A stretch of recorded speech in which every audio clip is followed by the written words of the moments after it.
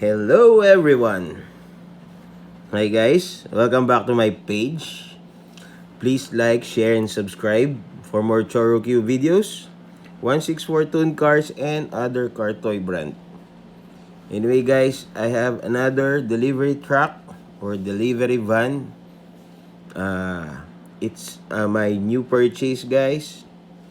To complete my set of 7-Eleven, the one on my previous videos guys, my 7-Eleven coin bank. This one is the missing truck when I purchased the coin bank. Although it's brand new, the seller took the 7-Eleven truck guys and then resell the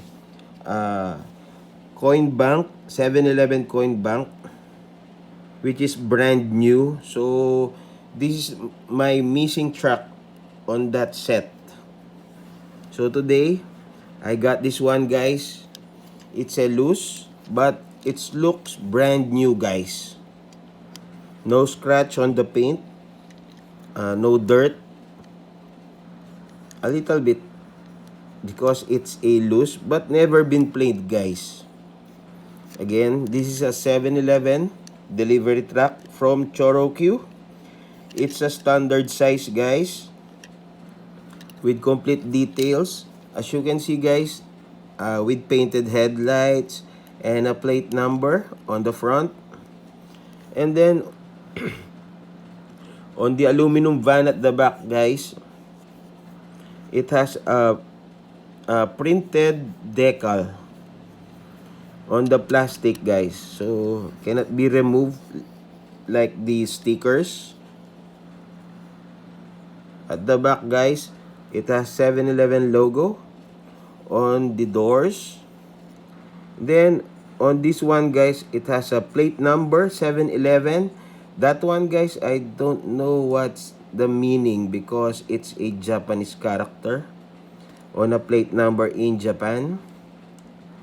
And then detailed what they call this, tail lights. As you can see guys, some of the 7-Eleven truck guys has no plate number, just like this one, because this one guys is supposed to be the original, came from the coin bank 7-Eleven, so it has also a 7-Eleven decal on the coin slot at the rear guys. The other 7-Eleven delivery truck has no 7-Eleven at the coin packet. It only says Choro Q at the back guys. So again, in very good condition.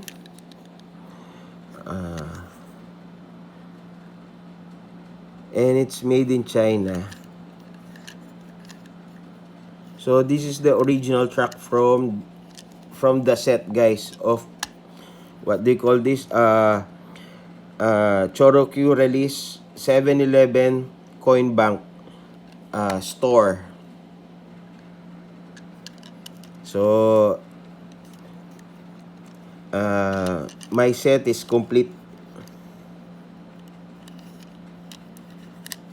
Okay guys, again, this is a 7-Eleven delivery truck from the set of Choro Q release 7-Eleven coin bank store. It's a standard size Choro Q and it's made in China with 5 spokes, chrome wheels, and a very good tires guys. It's almost brand new. That's it guys. Hope you like my videos.